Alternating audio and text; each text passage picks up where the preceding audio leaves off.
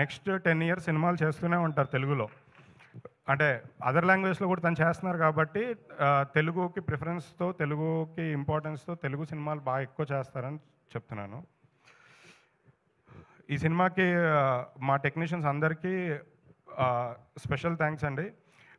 Beautiful visuals ఇచ్చిన మా DOP Krishnan Vasant గారు అండ్ అదర్ టెక్నీషియన్స్, స్పెషల్లీ మా మ్యూజిక్ డైరెక్టర్ హేషామ్.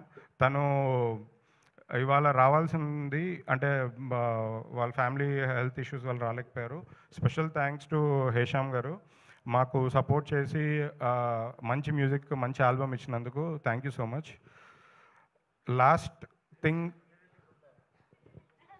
అంటే అప్పుడు మాట్లాడినవారేమో అని ఇప్పుడే మాట్లాడుతున్నాను.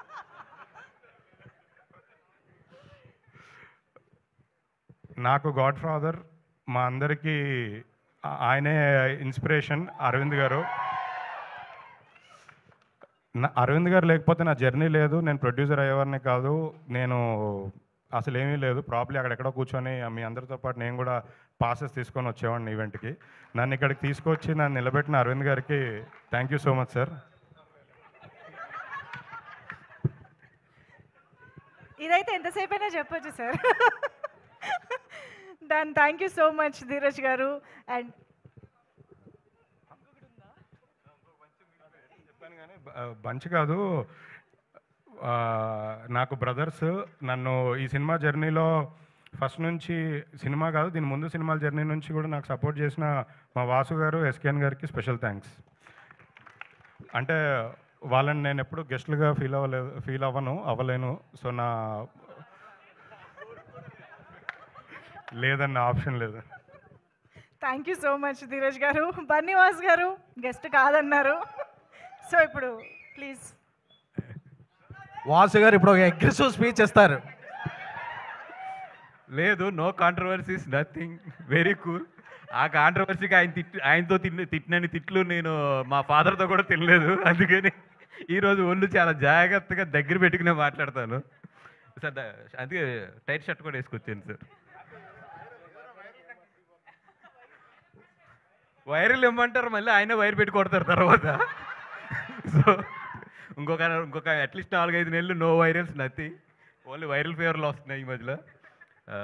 ఫస్ట్ ఆఫ్ ఆల్ ఈ సినిమా గురించి మాట్లాడాలి అంటే, దీక్షిత్ గారు నిన్న నైట్ అరవింద్ గారు అక్కడ ఎడిటింగ్ రూమ్లో ఉంటే లాస్ట్ హాఫ్ అన్ అవర్ వెళ్ళి నేను సినిమా చూడటం జరిగింది. అంటే సినిమా ముందు ఏంటి అన్నీ ఇంకా చూడలేదు కాబట్టి దాని గురించి మాట్లాడతాం కన్నా కూడా లాస్ట్ హాఫ్ అన్ అవర్ నేను చూసింది అయితే నాకు ఆయన అయితే బ్రెయిన్లోంచి పోవట్లేదు లాస్ట్ నైట్. అంటే నేను బయటకు వచ్చిన తర్వాత మీ మీద ఎంత కోపం వచ్చిందంటే ఆ క్యారెక్టర్లోని, అంటే ఏసైనా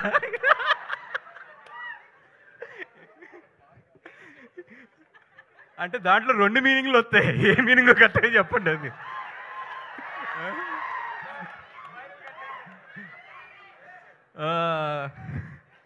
సరే సార్,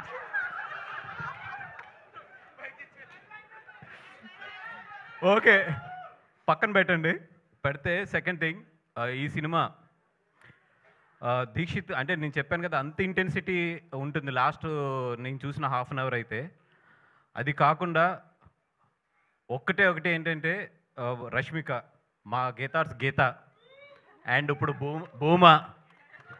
అంటే రష్మిక అనే కన్నా కూడా ఇండియన్ రష్మిక అంటాం కరెక్ట్ ఏమో, అదే కరెక్టా? Yes boss. అండ్ నాకైతే మాత్రం ఆ లాస్ట్ హాఫ్ అన్ అవర్ నేను చూసింది అయితే మాత్రం నిన్న నైట్ నుంచి కూడా నా బ్రెయిన్లోంచి అయితే పోవట్లేదు, అంత ఇంటెన్సిటీ ఉంది. ఒకటే నేను క్లియర్గా చెప్పగలను, థియేటర్లో కూర్చున్న 50% to 60% ఆఫ్ అమ్మాయిల కథ ఇది. ఎందుకంటే చాలామంది అమ్మాయిలు ఎస్పెషల్లీ ఇంట్రోవర్ట్స్ ఎవరైతే ఉంటారో వాళ్ళందరికీ కూడా ఈ సినిమా చాలా బాగా కనెక్ట్ అవుతుంది. అబ్బాయిలు మీరు మాత్రం మీ గర్ల్ ఫ్రెండ్తో ఈ సినిమాకి వెళ్తే మాత్రం క్లైమాక్స్లో చాలా జాగ్రత్త. మీరు మంచి పర్ల అది ఉంది.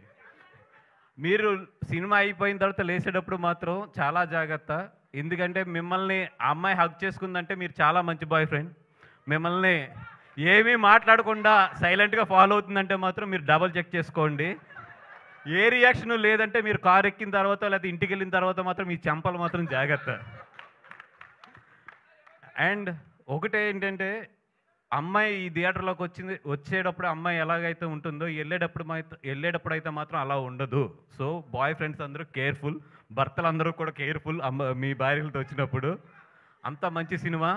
అంటే నిజంగా ఇంత మంచి పాయింట్ని చాలా సెన్సిటివ్ పాయింట్ని టచ్ చేసిన రాహుల్ సార్, అంటే నాకు కొన్ని ఇన్సిడెంట్లు తెలుసు. చాలామంది తల్లిదండ్రులు ఏదైనా